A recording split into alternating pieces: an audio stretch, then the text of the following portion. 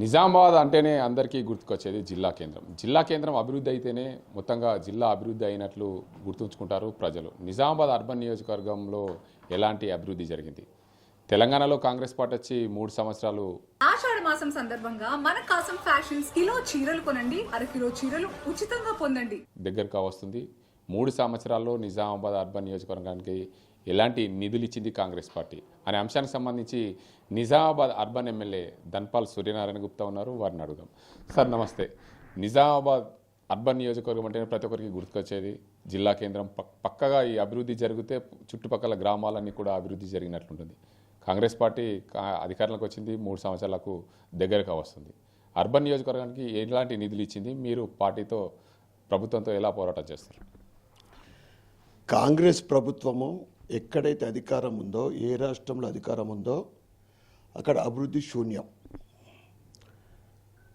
కాంగ్రెస్ అంటే కరప్షన్, కాంగ్రెస్ అంటే కమిషన్, కాంగ్రెస్ అంటే కబ్జాలు. ఇక ఈ రాష్ట్రంలో ఉన్నది కాంగ్రెస్, మరి నిజామాబాద్ పట్టణం ఎట్లా డెవలప్ అవుతుంది? ఇప్పుడు నిధులు పోతున్నాయంటే కొడంగల్కు, ఖమ్మం జిల్లా, మహబూబ్ నగర్ జిల్లా, అంతో ఇంతో నల్గొండ జిల్లా. అంటే ఎక్కడ మంత్రులు ఉన్నారో అక్కడే అభివృద్ధి జరుగుతూ ఉంది. అభివృద్ధి అంటే పైసలు. మేము అసెంబ్లీలో మాట్లాడినాం, మా తరఫు నుండి మా బీజేపీ ఎమ్మెల్యేలు కూడా మాట్లాడినారు. 1000 కోట్లు కొడంగల్కు తీసుకెళ్తా ఉన్నాం, మాకు ఒక 10% అన్న దాంట్లో ఇవ్వండి. ఆర్మూరు నియోజకవర్గం మా ప్రైడి రాకేష్ రెడ్డి గారు మాట్లాడినారు, మెయిన్ మాట్లాడినాం. చాలా 10% డెవలప్మెంట్. మరి ఈ ముఖ్యమంత్రి కొడంగల్కే ముఖ్యమంత్రి, తెలంగాణకు ముఖ్యమంత్రి? నిజామాబాద్ జిల్లా సీనియర్ నాయకులు ఉన్నారు. 5 నియోజకవర్గాలలో 2 కాంగ్రెస్ గెలిచింది. సీనియర్ నాయకుడు సుదర్శన్ రెడ్డి గారు. పాపం ఆయనకు మంత్రి పదవి వస్తేనే చాలా రోజులు ఎదురుచిన తర్వాత ఆయనకు ఒక ట్యాగ్ వేసిండ్రు, ప్రభుత్వ సలహాదారు. దేనికి సలహాదారు? ఈ స్కీమ్లకు. ఏదైతే వీళ్ళు గ్యారంటీలు, డిక్లరేషన్లు, హామీలు ఇచ్చిన దానికి మేము చాలా ఎక్స్పెక్ట్ చేసినాము. మా సుదర్శన్ రెడ్డి గారికి పెద్ద మనిషి, మా జిల్లాకు సీనియర్ నాయకుడు, ఇక నిధులు వస్తాయనుకొని ఆయనకు ఈ పోస్ట్ వచ్చి కూడా సుమారు 1 ఇయర్ కావస్తూ ఉంది.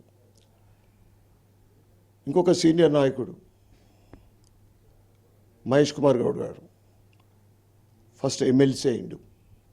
చలో నిజామాబాద్కు ప్రాతినిధ్యం ఇచ్చిండు కదా అనుకున్నాం. ఆ తర్వాత పీసీసీ అయిండు. పీసీసీ అంటే తెలంగాణ మొత్తానికి ప్రదేశ్ కాంగ్రెస్ కమిటీ అధ్యక్షుడు. కానీ 2.5 సంవత్సరాలు అయిపోయింది. ఫస్ట్ ఫేజ్, ఫస్ట్ పార్ట్ అయిపోయింది, ఇంటర్వెల్ కూడా అయిపోయింది. ₹1 నిధి, ₹1 స్పెషల్ ఫండ్, ₹1 సిడిపి ఫండ్, ₹1 ఇంకేదన్నా ఫండ్ వచ్చిన దాఖలాలు లేవు. అనేక పెండింగ్ పనులు ఉన్నాయి. కాంట్రాక్టర్లకు డబ్బులు రాక పనులు ఆగిపోయినాయి. అభివృద్ధి అయితే పక్కకు పెట్టి, కార్పొరేషన్కు ₹1 స్పెషల్ ఫండ్ రాలే. ఇక అభివృద్ధి మేము కూడా చూసి ఎందుకంటే అడగడం మా ధర్మం, మన ధర్మం.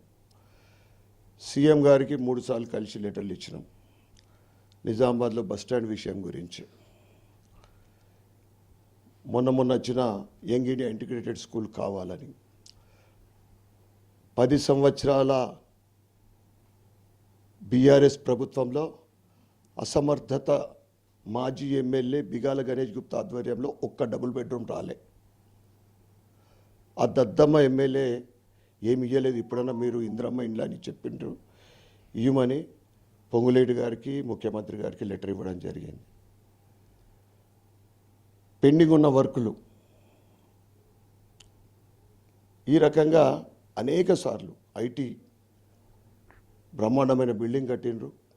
అప్పుడు కమిషన్ల కోసము స్పెషల్ వాళ్ళు తీసుకొచ్చి అది ఇప్పుడు కన్సల్టెన్సీ లెక్క అయిపోయింది తప్ప ఏ ఒక్క ఐటీ కంపెనీ రాలేదు అక్కడ, మంచి కంపెనీ లేదు.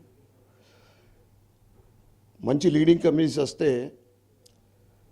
మా ఇందూరు నియోజకవర్గ యువతకు ఉద్యోగ అవకాశాలు కల్పించే వాళ్ళు అవుతారని శ్రీధర్ బాబుకు 3 సార్లు లెటర్లు ఇచ్చిన.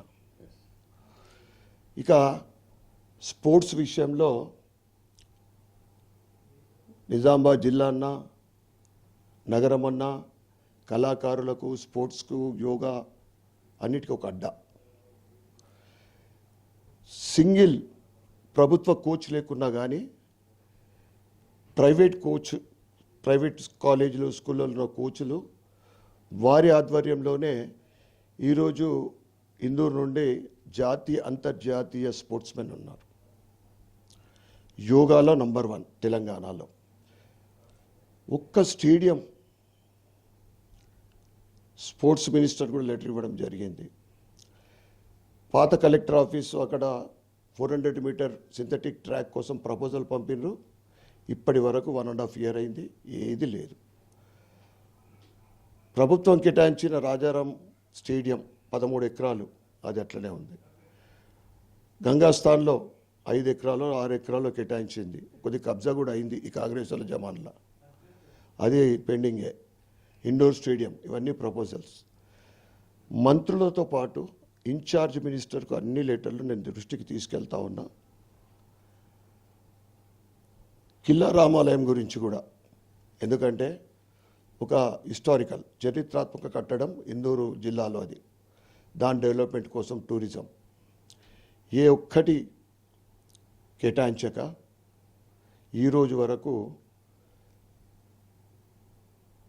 నడిచే పనులు సగంకి ఆగిపోయిన పనులు. ఉదాహరణకు కళాభారతి, అప్పటి బీఆర్ఎస్ ప్రభుత్వము 116 కోట్ల ప్రపోజల్ తోటి ఫస్ట్ విడతగా 50 కోట్లు విడుదల చేసింది. ఆ ప్రభుత్వము ప్రజలు తిరస్కరించారు. ఆ తర్వాత కాంట్రాక్టర్ 50 లక్షల పనిచేసి ఆయనకు 50 కోట్ల పనిచేసి 25 కోట్ల బిల్లు వచ్చి 1 ఇయర్ నుంచి బిల్లు రాక మిగతా 25 కోట్లు, ఆ 25 కోట్లు వస్తే మిగతా వర్క్ కంప్లీట్ చేస్తానని ఆయన రెడీగా ఉంటే ఇవాళ కళాభారత్ పని ఆగిపోయి 6 నెలలు అయింది. ఈ విధంగా ప్రభుత్వము అసలు నిజామాబాద్ అంటే మరి ఎందుకో కక్ష కట్టిందా? బీజేపీ ఎంపీ గారు ఇక్కడే ఉన్నారనా, 2 బీజేపీ ఎమ్మెల్యేలు ఈ జిల్లా నుంచి ఉన్నారనా? కానీ ప్రజలన్నీ గమనిస్తూ ఉన్నారు. మేము ఏ విధంగా ప్రజలకు సేవ చేయటానికి ఎక్కడ అవకాశం ఉంటే అక్కడ మేము సిద్ధంగా ఉన్నాం. అందుకే అతి ముఖ్యమైనది ఏంటిదంటే, నేను అదే చెప్పిన, ఫస్ట్ పార్ట్ అయిపోయింది. సెకండ్ పార్ట్లో కేంద్రం నుంచి నిధులు తీసుకురావడానికి మేము ప్రయత్నం చేస్తాము. ఇవాళ రైల్వే స్టేషన్ 53 కోట్లతో అవుతుందంటే కేంద్ర నిధులే. హర్సాపీలేలో ఓఆర్ఆర్ అవుతుందంటే కేంద్ర నిధులే. సెంట్రల్ స్కూలు దానికి తప్ప ఈ స్టేట్ గవర్నమెంట్ ఇస్తుందనే ఆశలు లేవు. అందుకే అర్బన్ ఛాలెంజ్ ఫండ్ 400 కోట్ల ఎలిజిబిలిటీ మాకుంది.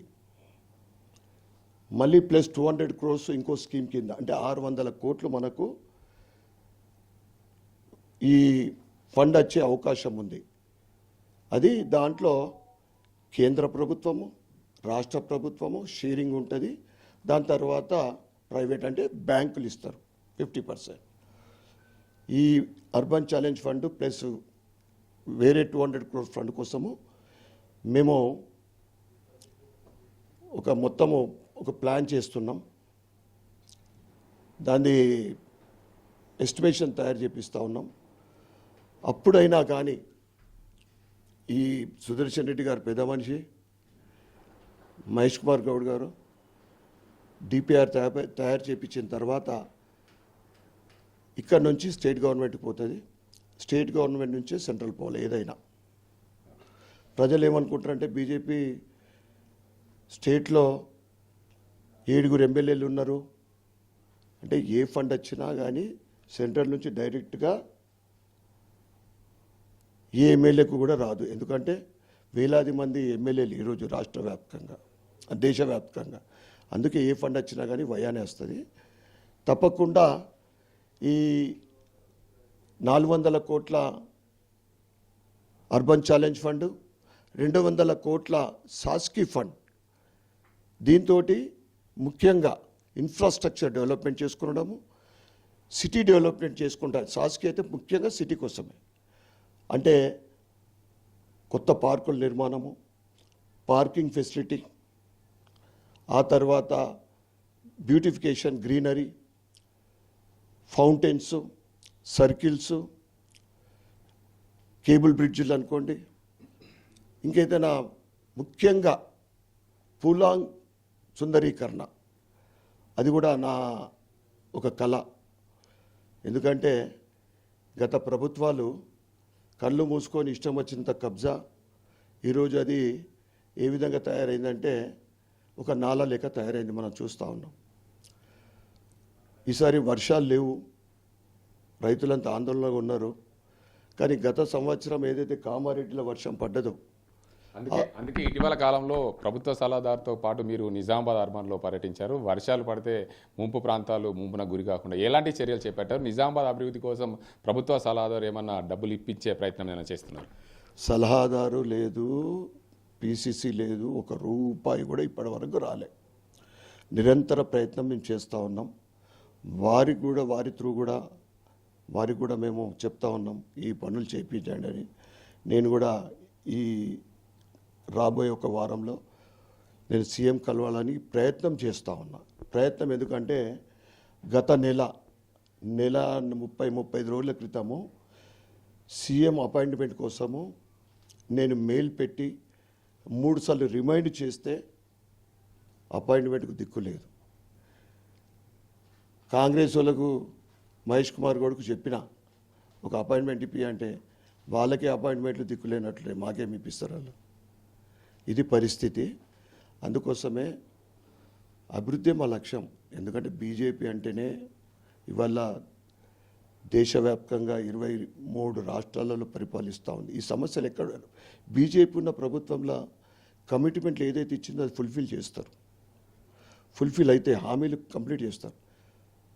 ఈ మాదిరి కేవలం గాలి మాటలు, 6 గ్యారంటీలు, బడుగు బలైన వర్గాలకు ఇచ్చిన హామీలు అటకెక్కినాయి.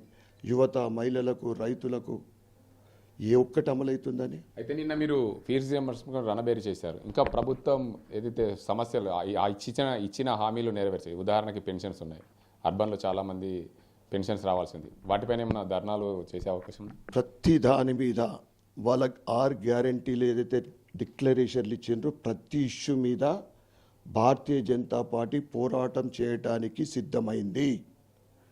ఇది సెకండ్ ఫేజ్లో మేము చేస్తున్నాం. అదే ఎందుకంటే ప్రజలందరూ కూడా భారతీయ జనతా పార్టీ వైపు చూస్తూ ఉన్నారు. ప్రజలందరూ కూడా మార్పు కోరుతూ ఉన్నారు.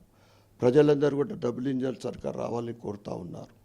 ఎందుకంటే బీజేపీ వస్తేనే, ప్రభుత్వం బీజేపీ ఏర్పడితేనే అభివృద్ధి జరుగుతుంది అనే ఒక కన్సల్పం. వారి ఆశయాలకు అనుగుణంగా తప్పకుండా మేము కూడా పనిచేస్తాం. నిన్నటిది ప్రారంభం మాత్రమే. ఫీ రియంబర్స్మెంట్ గురించి ఏదైతే రణబేరి మేము మోగించినామో రాష్ట్ర వ్యాప్తంగా కూడా 33 జిల్లాలలో ఆ రణం ముందుకు వెళ్తుంది. దాంతోపాటు రిటైర్మెంట్ ఉద్యోగులకు ఇస్తాన్న కొంత ఉద్యోగులు అయితే చనిపోతూ ఉన్నారు పాపం, డబ్బులు లేక. కూడబెట్టుకున్న డబ్బుతో పాటు పెన్షన్, మా సీనియర్ సిటిజన్లకు ఇస్తున్న పెన్షన్లు 4 ఏళ్ల నుంచి ఒక కొత్త పెన్షన్ లేదు.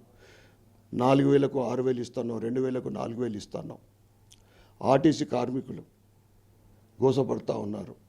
ఎక్కడ చూస్తే అక్కడ బకాయిలు, ఎక్కడ చూస్తే అక్కడ హామీలకు విఫలమైన ఈ ప్రభుత్వానికి ప్రతి అంశం మీద పోరాటం చేయడానికి మేము సిద్ధమైనాం.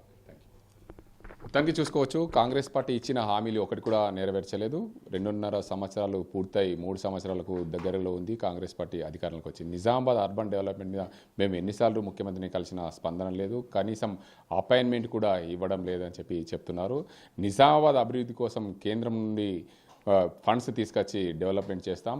అర్బన్ ఛాలెంజ్ ఫండ్ కింద 400 కోట్లు తీసుకొచ్చి నిజామాబాద్ అర్బన్ని డెవలప్ చేస్తాం. దాంతోపాటు సాస్కి పథకం కింద 200 కోట్లు కూడా తీసుకొచ్చి నిజామాబాద్ అర్బన్ని డెవలప్ చేసే దిశగా ప్రయత్నాలు చేస్తామని చెప్తున్నారు నిజామాబాద్ అర్బన్ ఎమ్మెల్యే ధన్పాల్ సూర్యనారాయణ గుప్తా. ఇది ఇక్కడ పరిస్థితి. కెమెరా పర్సన్ జగదీష్తో గంగారెడ్డి, RTV నిజామాబాద్.